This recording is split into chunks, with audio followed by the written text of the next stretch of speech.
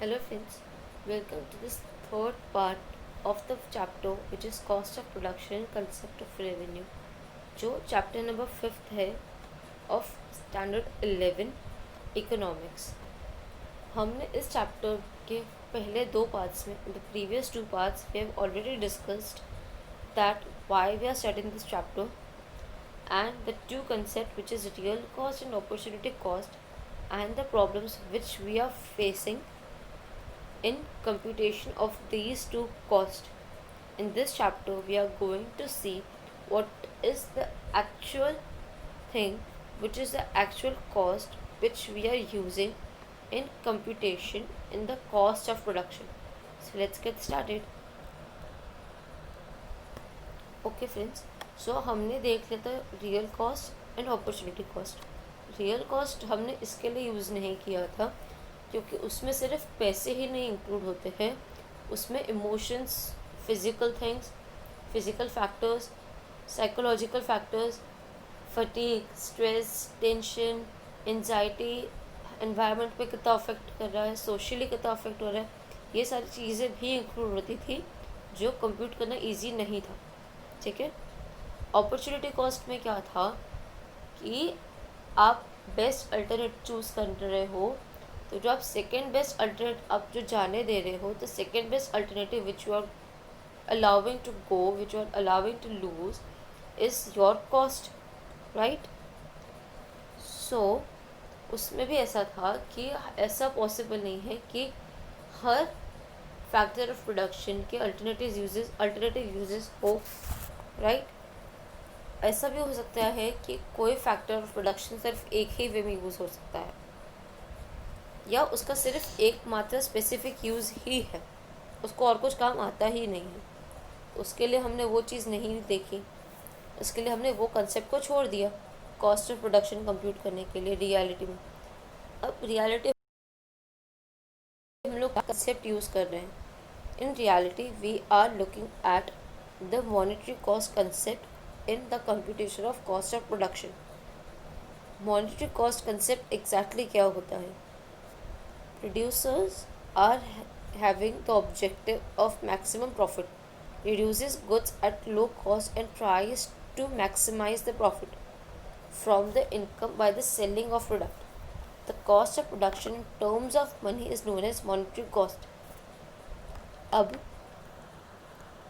By chance आपको एक packet of chips बनाने के लिए लग रहा है, ये आपका पैकेट ऑफ चिप्स है, उसको बनाने के लिए आपको लग रहा है cost which is ₹3.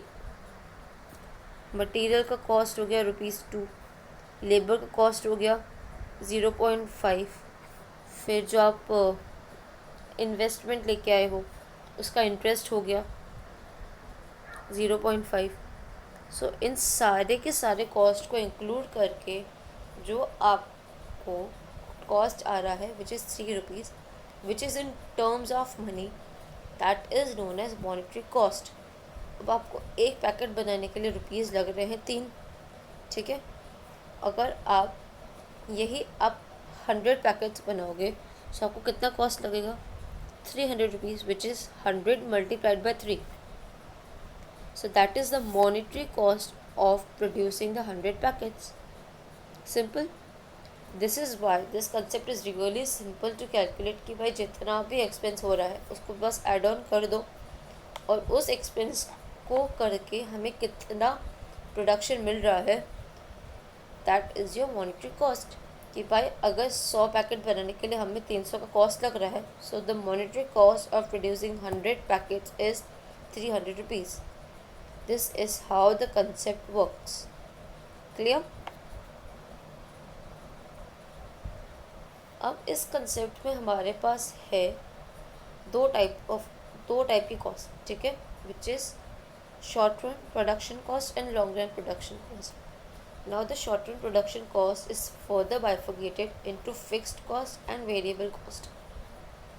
Now let's see what is exactly short run production cost and what is long run production cost. For that we have to look what do you mean by short term and what do you mean by long term. अब हमारे पास ऐसा होता है ना कि अगर मेरे पास time होता तो मैं पूरा सिलेबस कर लेता या मैं पूरा सिलेबस कर लेती।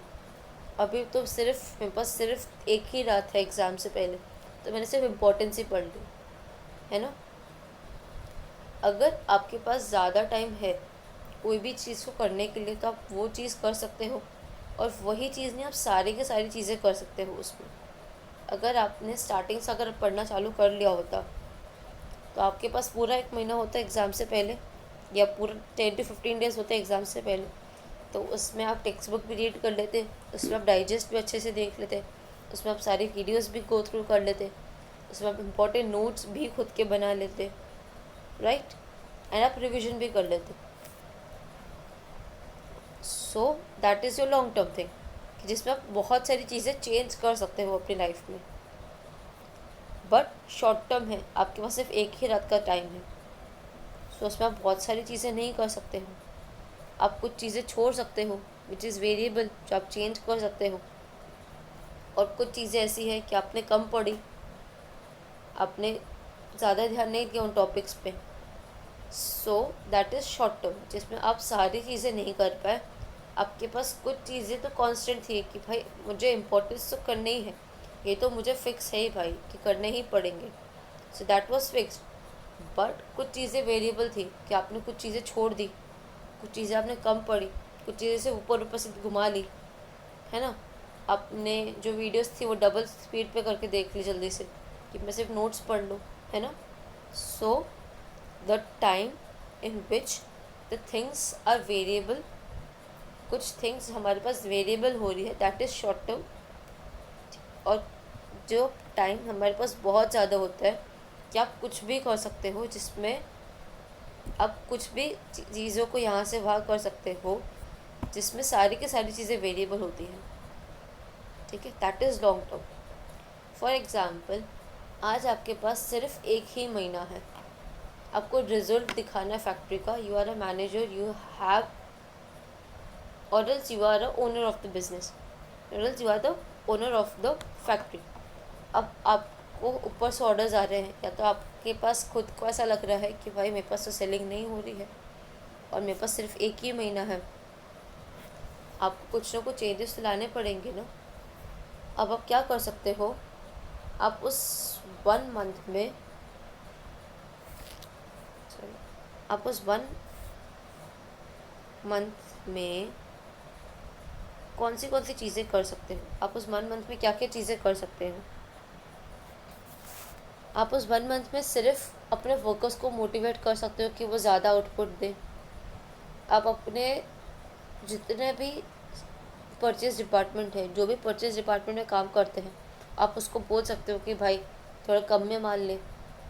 आप अपने सेलिंग एंड डिस्ट्रीब्यूशन डिपार्टमेंट को बोल सकते हो, आप अपने मार्केटिंग डिपार्टमेंट को बोल सकते हो कि थोड़ी ज़्यादा मार्केटिंग कर, है ना, मुझे ज़्यादा प्रॉफिट चाहिए। बट आप एक चीज़ नहीं कर सकते, आप ज़्यादा प्रॉफिट अर्न करने के लिए आपको ज़्यादा प्रोडक्शन करना पड़ेगा। आप ज़्यादा प्रोडक्शन करने के लिए आप न्यू प्लांट नहीं यूज़ कर सकते, नहीं इस्टेब्लिश कर सकते 1 मंथ में, है ना, because that need land, that need proper investment, that need proper time to build up, ठीक है। सो वो क्या हो गया, वो चीज़ वेरिएबल हो गई, आपने वो चीज़ को ऑप्ट करना छोड़ दिया। बट आप कुछ चीज़ों पर अच्छे से फोकस आउट कर रहे हो, कि सपोज़ आपने सिर्फ इतना टारगेट रखा कि मैं मेरी मार्केटिंग डिपार्टमेंट को बोल दूँगा कि अच्छे से मार्केटिंग कर लो, और मैं अपनी मार्केटिंग डिपार्टमेंट को बोल दूँ कि अच्छे से मार्केटिंग कर लो आप, और मैं मेरे वर्कर्स को मोटिवेट करूँगी कि ज़्यादा से ज़्यादा काम करो कि जिससे आपको इंसेंटिव मिल जाए, ठीक है। सो आपने ये चीज़ ही दो कर पाए। सो आपके पास टाइम कम था जिस पे आप बहुत सारी चीज़ें नहीं कर पाए, बट आपने कुछ चीज़ें तो कर ली कि जिसकी वजह से आपको प्रॉफिट मिला। सो that is what short term से, कि आप सारी चीज़ें नहीं बदल पाए बट आप कुछ चीज़ें बदल पा रहे हो। And what do you mean by long term, long term में आपके पास बहुत सारा टाइम है, you have plenty of time. आपके पास 1 मंथ नहीं, आपके पास पूरा 1 ईयर है। अब आप इस 1 ईयर में बहुत कुछ कर सकते हो। आप अपने वर्कर्स को मोटिवेट कर सकते हो, आप अपने प्रोडक्शन डिपार्टमेंट को अच्छे से एक्सपांड कर सकते हो, आप अपना सेलिंग के लिए ज़्यादा वाइडर एरिया यूज़ कर सकते हो, so you have many things जो आप चेंज कर सकते हो, है ना. That is all the production factors are variable. आप उसको हर चीज़ को अलग अलग वे में यूज़ कर सकते हो. आप हर चीज़ को अलग अलग जगह पे इन्वेस्ट कर सकते हो, right. So the time period in which everything which is every production factor is variable, that is long term, and the short term is जहाँ पे आप ज़्यादा चीज़ें नहीं चेंज कर सकते. आपके पास सिर्फ कुछ चीज़ें ही है हाथ में जो आप चेंज कर सकते हो. आप फैक्ट्री नहीं डाल सकते, बट आप अपने वर्कर्स को मोटिवेट कर सकते हो. सो that is short term. Cool. You perfectly got what is short term and what is long term. Now let's head on to the fixed cost. अब fixed cost क्या है? Fixed cost is in short term period either production increases, decreases or remains zero. There is no change in the production cost. That type of cost is known as fixed cost. अब आपके पास 6 महीने हैं, ठीक है. उस 6 महीने में आपका ना ही कुछ प्रोडक्शन बढ़ा ना ही प्रोडक्शन कम हुआ, सेम कांस्टेंट रहा. बट आपका जो रेंट है, ठीक है ना, वो तो आपको 50,000 ही आ रहा है फैक्ट्री का, है ना. आपको प्रोडक्शन हो रहा है या नहीं हो रहा है, अब लैंड वाला क्या बोलेगा कि भाई मैंने तो अपनी लैंड दे दी ना आपको, अब आपको मुझे कोई लेना देना नहीं है कि आपको कुछ भी हो. उसके बाद मेंटेनेंस, ठीक है ना.